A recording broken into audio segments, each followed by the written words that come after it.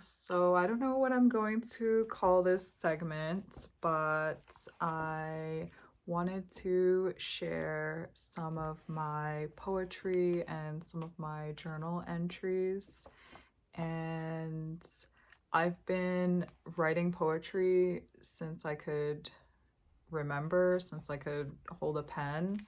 And I've been journaling for over 10 years. So today I went on a deep dive in one of my journals, and this one is from 2017 to 2019. And this entry that I wanted to read was from 2017.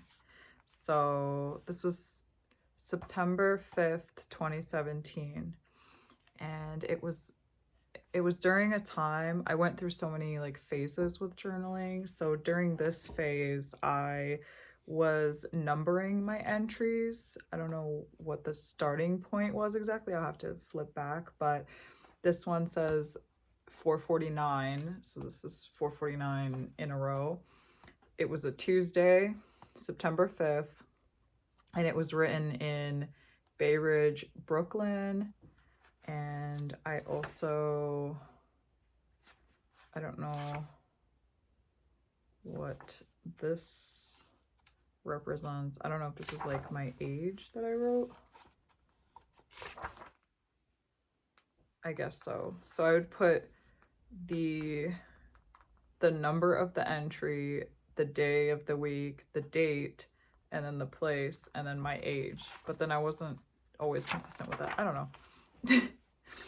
I went through many phases. Maybe I'll talk about my journaling journey in another video. But and then the one right before that, I don't know if you can see if it's gonna focus, but whatever you are, be a good one by Abraham Lincoln, a quote. I love to put quotes in there sometimes. I'm full of quotes, you'll see. And I wrote underneath that was the day before, September 4th, so much resistance to my writing and my routine lately. So interesting, because I now am dedicated. I write every single day with very few exceptions. I don't get to it first thing in the morning, but usually it's right when I wake up, and like within the first 45 minutes when my brain is kind of still in this meditative almost state and less filtered, I guess you could say. So I just kind of pour out whatever is coming up. I fill 3 pages, and I am pretty dead consistent with that. Very devoted. If I skip, it's like very, very rare, very like out of the ordinary. And so I'm really proud to say that I've become really consistent with it. And I'll share in another video what caused me to become so consistent and how I got there and my process and my journey with that. But that's kind of the background story of it, like a little peek of it. I'll probably get into it later, but I wanted to share because I love doing this with books in general, but even like with my own journal, sometimes I'll just flip open and see what I see. And I wrote multiple entries on this day, not just one. So I actually wrote a main entry, and then I wrote 1, 2, 3 kind of poetic, or I don't know if you want to call them poems or poem-like entries. So this day must have been profound in some way. So I was called to share that. So Tuesday, September 5th, 2017. So I started today with meditation. As I was sitting, my lower back and the place where my right kidney is started to hurt. I think I'm dehydrated. I had a lot of caffeine last night. I am thirsty. I am hungry. I need to drink more water. Somehow I picked up a habit of taking things that do not belong to me. I was never good with gray areas or restrictions. Most of my impulses and poor decisions stem from scarcity mindset.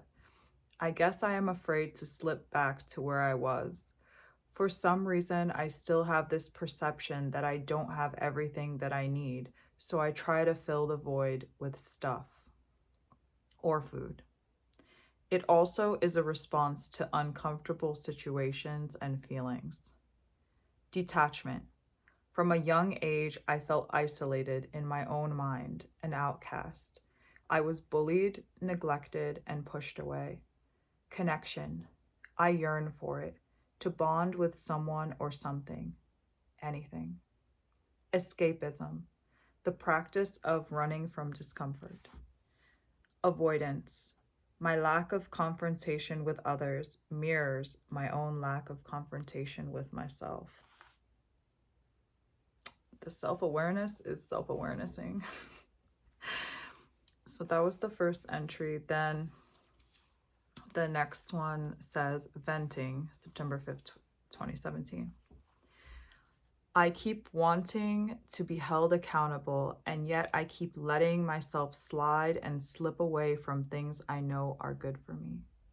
No small step is good enough, so no wonder I think, why bother, as I stand under the magnifying glass of self-scrutiny, stretching myself thin to measure up to a ruler carved into existence by my own mind. I walk the plank over an abyss that only I can see, so I never feel sound enough to walk without a safety net.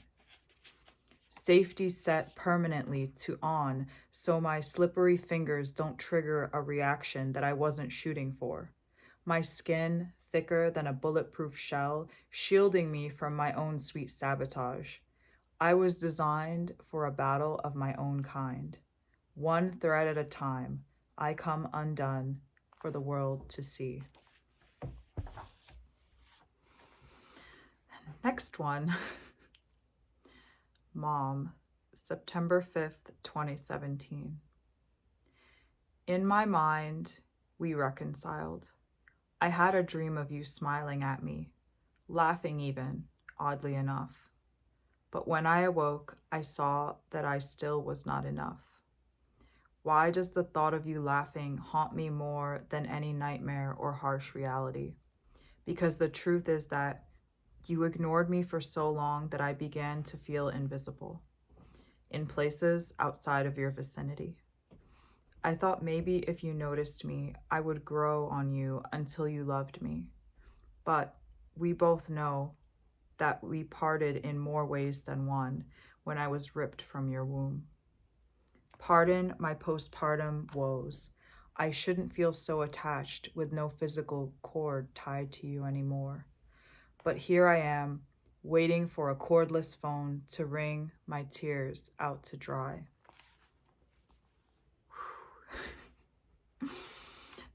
And I think this is the last one. Brave. Again, this is from the same day. I retreat to a sacred space of solitude which binds me more than any chain or shackle could ever dream. Inexhaustible hope becomes the fuel for my martyrdom. I carry on because what other option do I have now that I've come this far? Who am I to shine as the brightest light, to climb so high that I forget the fear of falling and succumb to my own potential? Humility no longer suits me, and I discard the unnecessary baggage with more ease than I could have ever imagined. The climb was too steep for me to be able to gently coast downward into my net of safety, so my trembling is the sign that I've arrived. And this is, by the way, before I started performing poetry. Like, I kept this locked inside of me for so many years. It's crazy. I performed for the first time on stage in 2018, so this is the year before that. And then I summed it up with, I am grateful for life, beauty, poetry, creativity, evolution, discovery, self-love, knowledge, love, truth. And actually, gratitude is how I started journaling. So I started just writing down things I was grateful for, and then it turned into whatever it turned into. And so this has been such a sacred and beautiful practice. I highly recommend, if you don't journal, to start. And even if you're not really into writing, you know, you can do it as a voice note, you can do it on your phone, but it's so beautiful and interesting to be able to look back. And, you know, this is like almost 10 years ago. What is it, like 8 years? And to be able to like read my own writing from that time and just see what's different, what's the same, see how I've grown, how I've changed, and all the ways, like, even back then when I felt like I was in a dark place at times, like this beautiful self-awareness and like always striving to want to be in the light. And I don't know, I just like have such a deep founded appreciation and gratitude and compassion for myself. And I just like, I don't know, if you are interested in like journal prompts or learning more about journaling and things like that, you don't have to be a poet, you don't have to be fancy with it. Like, I'm showing you one that just stuck out to me. I kind of like randomly flipped to it and I was like, oh wow, this is kind of profound.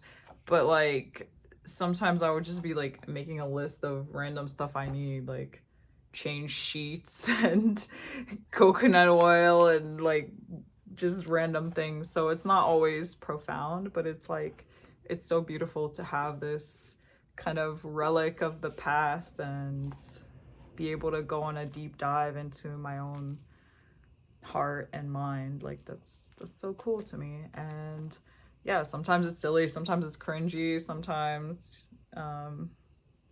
I'm surprised by what I hear, by what I read about myself, and sometimes I'm like, just, I'm blown away in so many different ways. And but I don't know, it's just so interesting, like things I used to focus on, things that used to be important, things that are still important, things I'm still like, I don't know, it's just a beautiful thing, and I highly recommend it. And if you want to know more or have any questions or want to share your journey with journaling, I am open to it. And as always, I'll have my contact information in the description if you want to reach out. And just wanted to share that little piece of myself I was called to. I plan on sharing more poetry and other things, insights, wisdom, and I'm really looking forward to connecting and expanding and expressing and just growing and co-creating this beautiful space together, whatever that ends up looking like. So thank you so much for your time, for your energy. Thank you for watching, and thank you for following my journey. And I will see you in the next one.